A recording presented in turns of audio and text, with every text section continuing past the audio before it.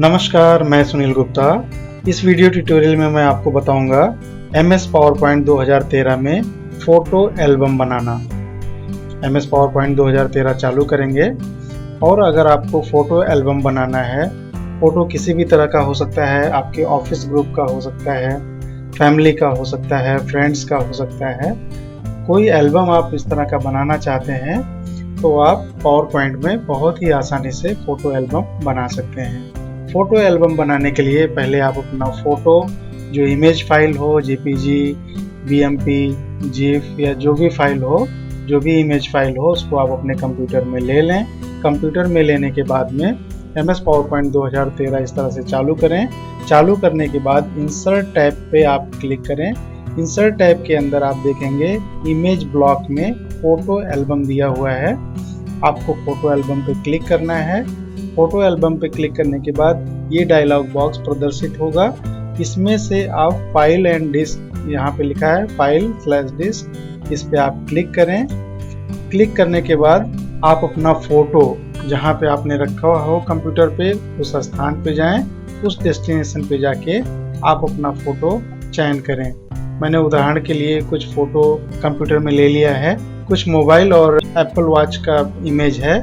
उदाहरण के तौर पे मैं उसका एल्बम बना के आपको दिखाता हूँ। ये फोल्डर आप देख रहे हैं, मोबाइल एंड वॉच फोल्डर। इसमें इमेजेस हैं, उस इमेजेस का हम चयन करेंगे। चयन करने के बाद इंसर्ट बटन पे हम क्लिक करेंगे। इंसर्ट बटन पे क्लिक करने के बाद सारे इमेज जो आपने चयन किए थे वो आपके इस डायलॉग्स बॉक्स में दिखेंगे। अब ये देखिए, मैंने 5 इमेज का सिलेक्शन किया है, 5 फोटोज का चयन हमने किया है। ये पांचों इसमें दिख रहे हैं। इन पांचों को लेने के लिए सभी ब्लॉक्स में चेक मार्क हमें डालना होगा और चेक मार्क डालने के समय आप देख रहे हैं यहाँ पे जिस बॉक्स में हम चेक डालते हैं उसका तुरंत फोटो हमको दिखता है। मान लीजिए कोई फोटो नहीं लेना है तो उसको अनचेक कर दें। मान लीजिए मुझे यह फोटो अगर नहीं लेना है तो मुझे यहाँ पे अनचेक करना पड़ेगा। अनचेक करने के बाद ये फोटो इंसर्ट नहीं होगा एल्बम में। और अगर इसे भी लेना है तो इसको चेक मार्क यहाँ पे डालना है। डालने के बाद पिक्चर लेआउट वगैरह आप सेट कर सकते हैं। यहाँ पे फिट टू स्लाइड, पिक्चर 1, 2, 3, 4 जैसा भी है आप यहाँ से सेट कर सकते हैं। तो ये फिट टू स्लाइड ही रहने दें। और थीम वगैरह अलग से आप कुछ देना चाहते हैं तो उसको ब्राउज करके सेट कर सकते हैं। और फिर उसके बाद आप क्रिएट बटन पे क्लिक करें। क्रिएट बटन पे क्लिक करने के बाद आप देखेंगे सारे फोटोज इंसर्ट हो गए। इंसर्ट होने के बाद सबसे पहली स्लाइड जो है वो ब्लैंक दिखेगी, फोटो एल्बम लिखा होगा। फोटो एल्बम अगर आप डिलीट करना चाहें पहली स्लाइड, इसमें कोई इमेज नहीं है तो इस पर राइट क्लिक करके आप डिलीट बटन प्रेस कर दें। नहीं डिलीट करना हो तो ऐसे के ऐसे ही रहने दें। तो यहाँ पे मैं डिलीट कर देता हूँ इसको, इस स्लाइड को।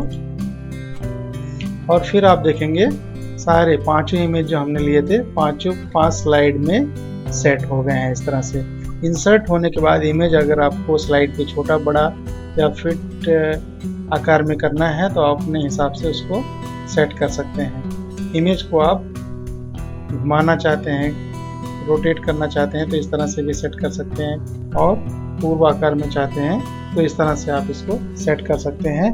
इस तरह से हर स्लाइड पे क्लिक करके आप अपना इमेज स्लाइड के अकॉर्डिंग सेट कर लें। ये पूरी तरह से स्लाइड पे बैठ रहा है। फिर ये इमेज आता है, ये इसको अगर पूरे स्लाइड पे सेट करना है तो यहाँ पे उस इमेज पे क्लिक करेंगे, उस चित्र पे क्लिक करेंगे और आप देखेंगे ये छोटे छोटे बॉक्सेस जो आ रहे हैं किनारे किनारे, इस पे अगर आप अपना पॉइंटर लेके जाते हैं और इस तरह का एरो चिन्ह दिखते ही, तीर चिन्ह दिखते ही जिस दिशा में उसको आप ड्रैग करेंगे उस दिशा में वो छोटा बड़ा होता जाएगा। मान लीजिए पूरे स्लाइड पे इसको सेट करना है तो इस तरह से आप अपना पॉइंटर लेके जाके उसको खींचते हुए पूरी स्लाइड पे इस तरह से सेट कर सकते हैं उसको। फिर अगली स्लाइड पे जाने के लिए फिर हम अगली स्लाइड पे क्लिक करेंगे और आप चाहें अगली स्लाइड पे जाने के लिए यहाँ ये जो चिन्ह दिया हुआ है इस पे आप क्लिक करेंगे, नीचे वाले पे देखेंगे नेक्स्ट स्लाइड आ जाएगी और ऊपर वाले पे क्लिक करेंगे तो प्रीवियस स्लाइड, यानी इस स्लाइड के पहले वाली स्लाइड। इसके बाद वाली स्लाइड अगर चाहिए तो यहाँ पे क्लिक करना है,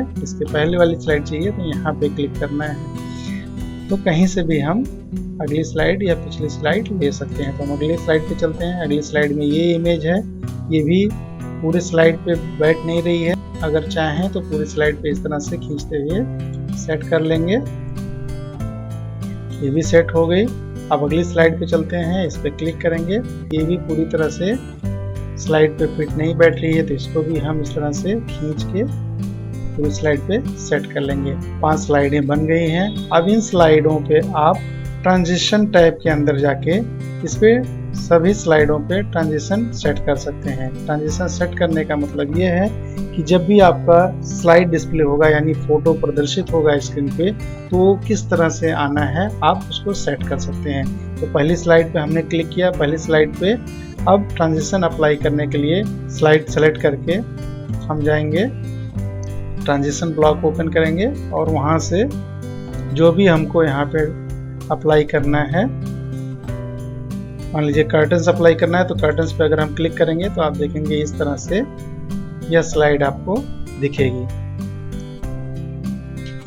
अब यह स्लाइड पे अगर आप साउंड अप्लाई करना चाहते हैं, उस पर अगर आप साउंड बैकग्राउंड में डालना चाहते हैं, तो आप यहाँ पे जाएं टाइमिंग ब्लॉक में। टाइमिंग ब्लॉक में आप देखेंगे साउंड विकल्प है, इस तीर पे क्लिक करके यहाँ पे अलग अलग तरह के साउंड दिए हुए हैं। जो भी साउंड आपको पसंद हो उस पर आप क्लिक करें, वो साउंड उस स्लाइड पे अप्लाई हो जाएगा। और ये स्लाइड जो प्रदर्शित होगी, इस पे आप ड्यूरेशन सेट कर सकते हैं। इसका ड्यूरेशन 6 सेकंड है। आप इसको कम ज़्यादा कर सकते हैं। मान लीजिए इसको 6 सेकंड से आपको 5 सेकंड करना है, तो आप इसको 5 सेकंड भी यहाँ से क्लिक करके कर सकते हैं। 5 सेकंड सेट हो गया।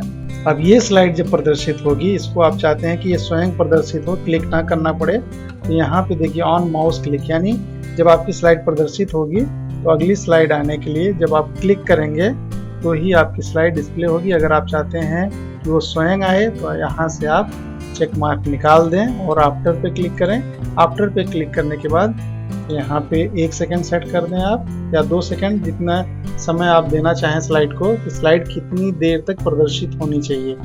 यहाँ पे आप ड्यूरेशन देखेंगे टाइमिंग ब्लॉक में ये वाला, तो ये 5 सेकंड में वो डिस्प्ले होगा और यहाँ पे जो टाइम सेट होगा उतनी देर वो आपकी स्क्रीन पे दिखेगा।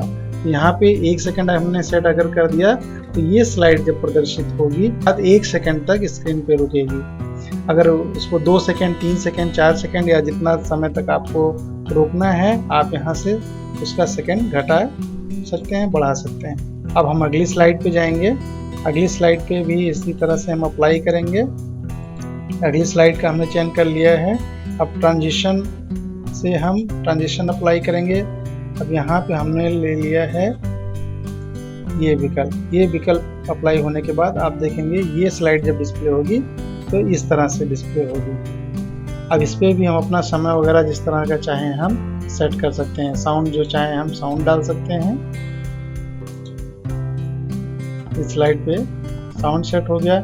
समय इसका 3.25 सेकंड है। इसको कम ज़्यादा करना है तो आप कम ज़्यादा कर सकते हैं। और ये भी आप चाहते हैं स्वयं प्रदर्शित हो, यहाँ पे आफ्टर क्लिक करें और ये चेक मार्क आप निकाल दें। और कितने समय तक आपको स्क्रीन पे इस चित्र को देखना है उसका समय सेट कर लें। मान लीजिए 2 सेकंड देखना है तो 2 सेकंड, 3 सेकंड देखना है 3 सेकंड, 4 सेकंड अगर आप चाहते हैं तो 4 सेकंड सेट कर लें।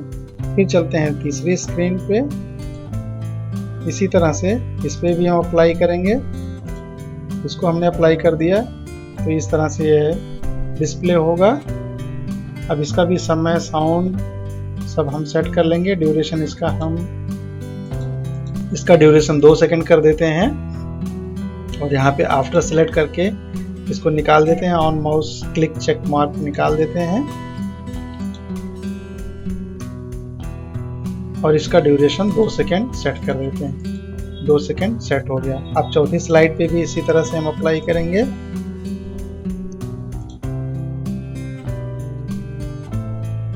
इसका भी ड्यूरेशन, साउंड जो आपको चाहिए आप सेट कर लें।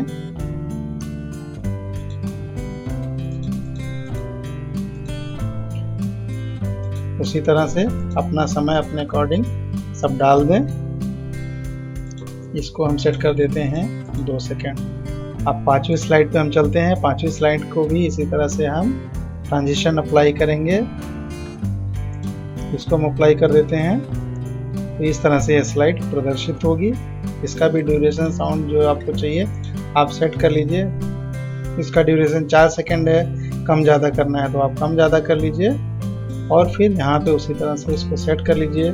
कितने समय तक यह चित्र आपको देखना है स्क्रीन पे सेट कर लीजिए। 2 सेकंड हमने सेट कर लिया है। अब इसको हम स्लाइड शो के रूप में देखेंगे। स्लाइड शो के रूप में देखने के लिए आपके कीबोर्ड में जो फंक्शन की होता है F5, अगर उसको आप प्रेस करेंगे तो आपका स्लाइड शो चालू हो जाएगा। तो F5 में प्रेस करता हूँ। आप देखेंगे पहली स्लाइड पे हमने जो अप्लाई किया था वो डिस्प्ले हुआ। इसका समय जो हमने दिया था दूसरी स्लाइड का वो प्रदर्शित हो रहा है। इसी तरह से पांचों स्लाइडें और पांचों चित्र जो हमने सेट किया है उसका एल्बम इस तरह से बन जाएगा।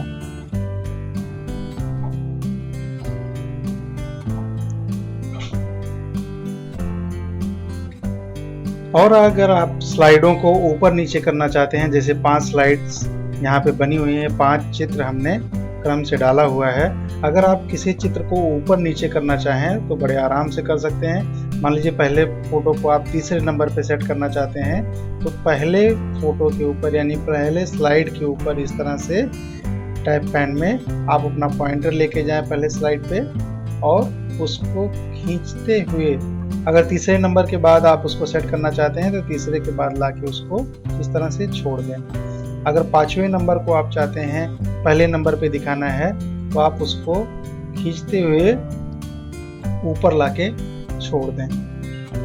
तो इस तरह से आप अपने फोटो को ऊपर नीचे सेट कर सकते हैं। जिस फोटो को आप पहले दिखाना चाहें उसको आप पहले सेट कर लें, जिसको बाद में दिखाना चाहें उसको बाद में सेट कर लें। कोई भी फोटो किसी भी स्थान पे इस तरह से आप उसको खींच के सेट कर सकते हैं। इस तरह से आप अपना फोटो एल्बम बना के इस फाइल को आप सुरक्षित कर लें। सुरक्षित करने के लिए यानी सेव करने के लिए कई तरीके हैं। अगर आप चाहें तो अपने कीबोर्ड से Ctrl+S बटन का प्रयोग करके इस फाइल को सुरक्षित कर सकते हैं। जैसे मैं Ctrl+S बटन मैंने दबाया, दबाने के बाद इस तरह का आपको स्क्रीन दिखेगा। यहाँ पे आके ब्राउज आइकॉन पे आप क्लिक करें। क्लिक करने के बाद ये डायलॉग बॉक्स डिस्प्ले होगा। यह डायलॉग बॉक्स डिस्प्ले होने के बाद आप अपना डेस्टिनेशन यानी वह स्थान चुनें जहां इस फाइल को आप सुरक्षित करना चाहते हैं। तो इस फाइल को मैं सुरक्षित कर देता हूं उसी फोल्डर में जहां से मैंने इमेज फाइल पिकअप किया था। उस फोल्डर का मैंने चयन कर लिया। अब इस फाइल का जो नाम देना है दे दें। मैं इस फाइल का नाम दे देता हूं फोटो एल्बम। फोटो एल्बम मैंने नाम दे दिया। फोटो एल्बम नाम देने के बाद अगर मैं सेव बटन पर प्रेस करता हूं तो ये सेव हो गया फोटो एल्बम के नाम से। आप देखेंगे टाइटल बार में नाम दिख रहा है फोटो एल्बम। फिर जब भी आपको अपना फोटो एल्बम देखना हो तो आप उस फाइल पे जाके डबल क्लिक करें। डबल क्लिक करने के बाद इस तरह से आपकी फाइल खुल जाएगी। इस तरह खुलने के बाद आप अपने कीबोर्ड में जो फंक्शन की है F5 उस बटन को आप प्रेस कर दें, आपका स्लाइड शो चालू हो जाएगा। और स्लाइड शो देखने के लिए आप देखेंगे यहाँ पे जो टैब है स्लाइड शो टैब पे क्लिक करके आप आएंगे स्टार्ट स्लाइड शो ब्लॉक में। स्टार्ट स्लाइड शो ब्लॉक में आने के बाद सबसे पहले देखेंगे विकल्प है फ्रॉम बिगिनिंग। इस पे भी अगर आप क्लिक कर देते हैं तो आपका स्लाइड शो शुरू से प्रदर्शित होना चालू हो जाएगा। तो इस वीडियो में आपने जाना MS PowerPoint 2013 में फोटो एल्बम बनाना। ये वीडियो अगर आपको पसंद आया हो तो आप लाइक करना और सब्सक्राइब करना ना भूलें। अगर आप सब्सक्राइब कर लेते हैं तो मेरे आने वाले वीडियोस के अपडेट आपके ईमेल आईडी पे आपको मिलते रहेंगे। धन्यवाद।